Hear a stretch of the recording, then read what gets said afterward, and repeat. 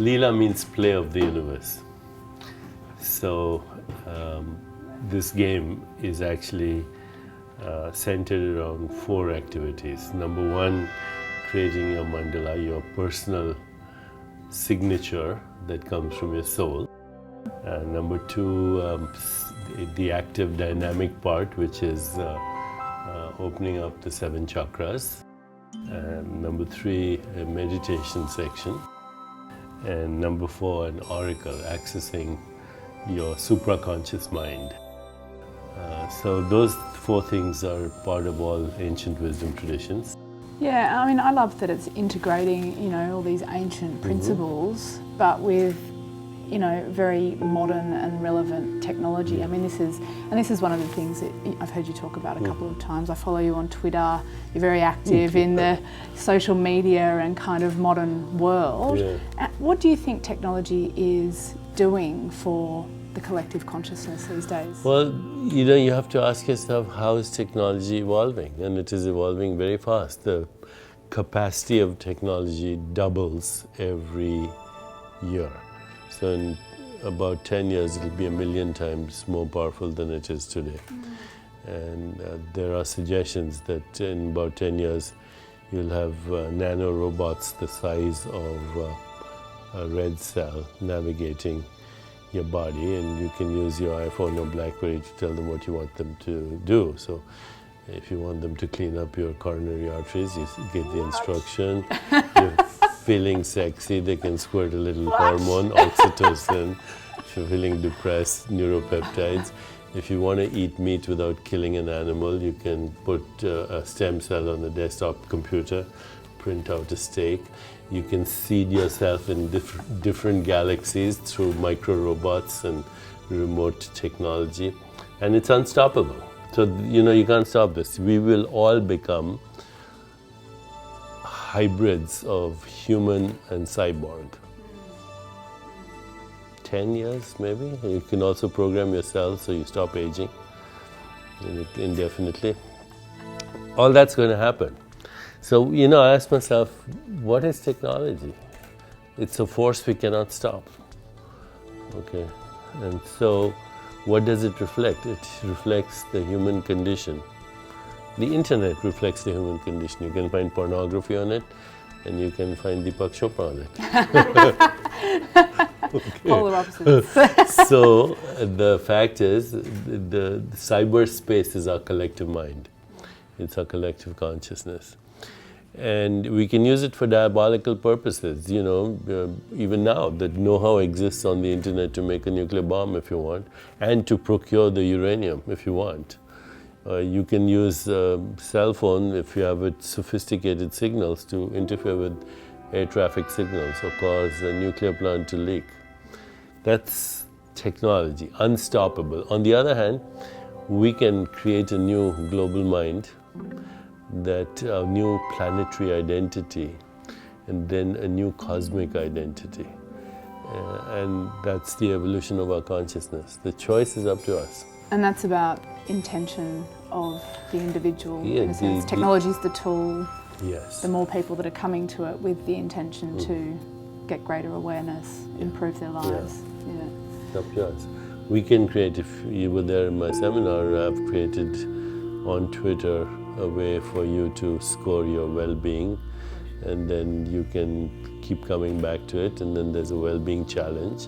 And already I'm seeing thousands of people participating in there, and they're having amazing results, in terms of social well-being and career well-being, financial well-being, but also spiritual well-being. So that number is a number out of 100, and you score yourself, you get a quotient, and you were saying that you're a 94 out of 100. Pretty impressive. A little bit of improvement possible in there, but anything over 70, you're thriving. Right. If you're between 40 and 70, you're struggling, and if you're less than 40, you're suffering. So do you have what would your top 3 tips be for people who want to get on there and wherever they sit at the moment, improve their well-being quotient? Well, we deal with these 5 areas. So you must enjoy your job. It must somehow resonate with your passion. And only 20% of Only people are in that 20%, situation at the moment. So. That's the first part. Then the social part is you must have at least 2 or 3 people that you consider best friends, that you interact with on a regular basis, that in a sense are holding your back and you're holding their back. This is very important, and especially that you communicate with on a daily basis. There's true friendship. There's more to that, but because I mentioned if you have a happy friend, your happiness goes up by 15%, and if the happy friend has a happy friend, it goes up another 10%. It keeps growing up. You must exercise every day. Every day. Every day, 7 days a week, even if it's half an hour of walking. Get good sleep every day. You must not worry about money, which means you have to have financial well-being, live within your means. But again, people who are financially secure, they have certain habits. They don't get into debt. They spend money on experience than on things. When you buy something, you get bored with it after a while. It doesn't excite you. But when you have an experience, you go on a vacation with someone you love or you care about, then you look forward to it, you enjoy the experience, you have good memories. So people spend money on experiences rather than on things. People who also give, even if they give a little bit, feel better about themselves. They give a little bit to a homeless person or to a cause, and they're always engaged in some bigger cause than in themselves, community well-being. These are the secrets, but they don't solve the big questions. Okay, the big questions are still there. We grow old, we get sick, and we die. Those things can't be solved through Twitter.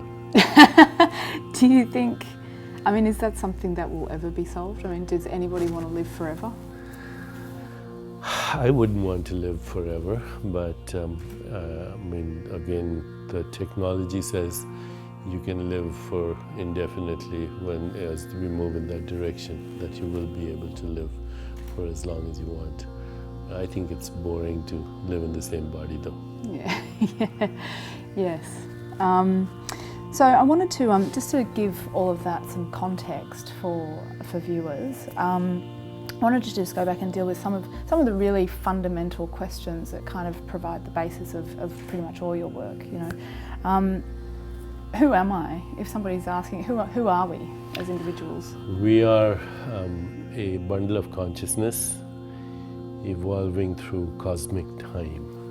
And that bundle of consciousness, which we call a soul, is the confluence of meanings, relationships, desires, memories, contexts, and stories. So your life is a story that you tell yourself around your memories and your dreams and your longings. And so just as we went through the 7 chakras, initially the stories are all about yourself and survival, then the stories are all about achievement, then the stories are all about will, intention, power, then the stories are about love and compassion, and then the stories are about creativity and expression, then about higher consciousness and ultimately enlightenment, which means you go from very constricted awareness to universal awareness. And that's the soul's journey through cosmic time, and that's who you are.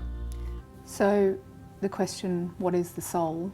It is all of those things put together. It is the consciousness, yes, it's the meaning, awareness. context, relationships, and stories. Okay. And why am I here? Why?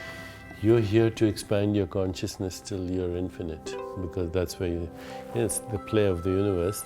You come from the infinite and you return to the infinite. And does God exist?